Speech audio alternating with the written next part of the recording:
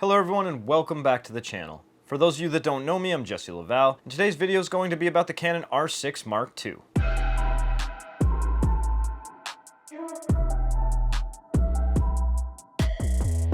I've had this camera for a little over a week, and I've been able to get out with it a few times now. I'm really starting to get a feel for its photography and videography capabilities, so I felt it was time to talk about my experiences with the new camera. The R6 Mark II feels like the original R6 and the R7 had a baby, and this was the result. It looks and feels like an R6, which is amazing. I love the R6 ergonomics and triple dial setup, but it's inherited the autofocus system from the R3 and R7. Along with new features the original R6 was missing, like raw burst pre-capture, dual pixel RAW, and even now a new digital teleconverter. I'll have more about all these specific features in the near future, so make sure to go below, subscribe, so that you don't miss any of the upcoming R6 Mark II content. The Mark II has increased the megapixel count up to 24 megapixels now, which isn't a huge leap forward, but it does help, and I'm still experiencing absolutely stunningly high ISO performance, like we've come to expect from the Canon R6 lineup. Ergonomically, there's been some minor changes. We now have a dedicated pictures and video switch, which is absolutely amazing because one, it's easy to switch back and forth between stills and video mode now,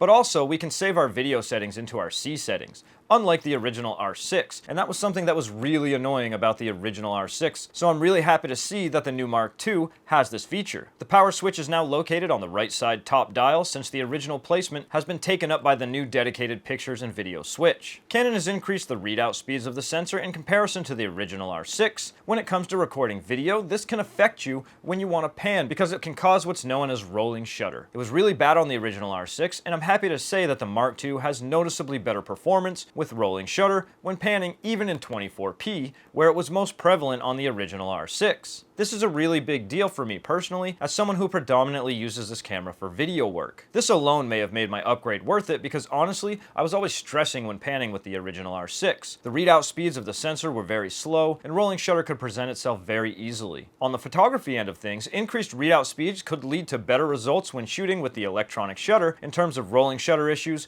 making that mode more viable for wildlife and sports photographers. One of the biggest differences between the original R6 and its Mark II variant is the autofocus. This has been the single largest change that I've noticed, and it's taken a little time as Canon has switched so many options around into different places, changed the way they've labeled things, and we even have a bunch of new autofocus options in the Canon R6 Mark II compared to the original R6. It's inherited the focus software from the R3, but Canon says they've also incorporated more machine learning into the autofocus algorithms, and it really shows. The autofocus is more reliable at staying on and tracking moving subjects, as well as just seeming to be better about knowing what you want to focus on right off the bat. It also recognizes more and different types of subjects than the original R6. It's definitely a more advanced and better performing autofocus system than its predecessor. Now don't get me wrong, I was always amazed by the original R6 autofocus performance, but this camera has noticeably better autofocus than the original, which I didn't expect, but I'm pleasantly surprised. You can now select what eye you want to focus on, left or right, or tell it to automatically select the closest eye for you, and that was always a little bit of a struggle with the original R6, so it's very nice to see they incorporated that now. Another big change is the availability to choose auto for the subject selection, allowing the camera to detect what subject you want instead of having to constantly change it. It's all of these little advancements that really add up to this being an overall better camera.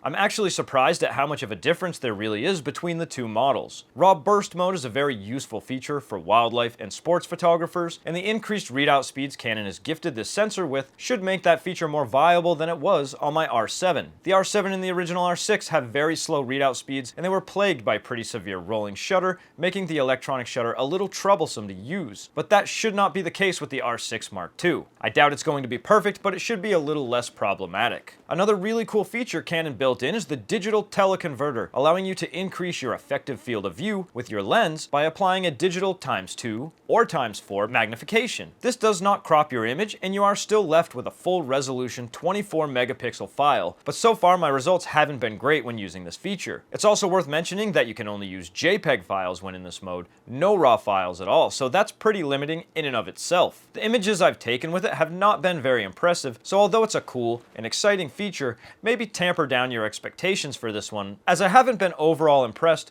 with its image quality. But remember, I'm only just a week over into owning this camera, so I haven't thoroughly tested this feature yet. Overall, there is some impressive advancements in this camera over the original R6 for both photographers and videographers. On paper, it may not look like any big steps forward have been made here, but I think current R6 users that are considering upgrading and maybe on the fence will be impressed with what Canon has done here. It's also worth noting the Mark II doesn't have 30-minute recording limits and does not overheat as quickly like the original R6. If you enjoy these videos, please do go below, subscribe, click that notification bell, and I'll see you on my next video.